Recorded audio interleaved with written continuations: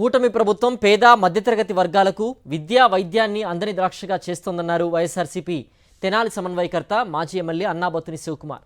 Medical కాలేజీల ప్రైవేటీకరణను విరమించుకోవాలంటూ YSRCP legal cell ఆధ్వర్యంలో Tenali court ప్రాంగణంలో సంతకాల సేకరణ చేపట్టారు. ఈ కార్యక్రమానికి పెద్ద ఎత్తున తరలివచ్చిన న్యాయవాదులు తమ మద్దతు ప్రకటించారు.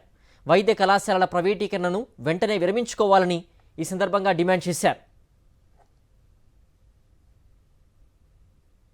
అయ్యా నాయన, జగన్మోహన్ రెడ్డి గారు తీసుకొచ్చిన 17 మెడికల్ కాలేజీని ప్రభుత్వం ద్వారా మీరు నడపండి. మీరు దయచేసి పీపీపీ పద్ధతిలో మీ ఇష్టం వచ్చిన వాళ్ళకి అమ్ముకోవద్దు. ఈ రాష్ట్రంలో నివసించే ప్రజలందరం మేము సంతకాలు పెడుతున్నామని దీని అర్థం.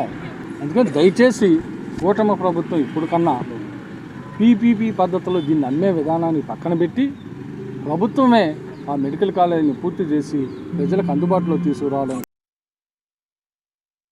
కూటమి ప్రభుత్వాన్ని, చంద్రబాబు నాయుడు వీళ్ళందరినీ ఒకటే క్వశ్చన్ వేస్తున్నా. అయ్యా, మీరు రాజధాని కోసమని, దానికోసమని, దీనికోసమని చాలాసార్లు జోళ్ళు బట్టి కోట్ల రూపాయలు దండుకొని మీరు వెనకేసుకున్నారు కదా.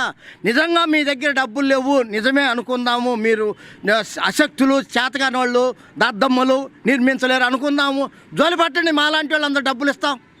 జోలి బట్టి ప్రజల్లోకి వచ్చి జోలి బట్టి ఆ జోలిలో డబ్బులు మీరు తినకుండా, కక్కుర్తి పడకుండా కళాశాలలు నిర్మించడం కోసం రండి.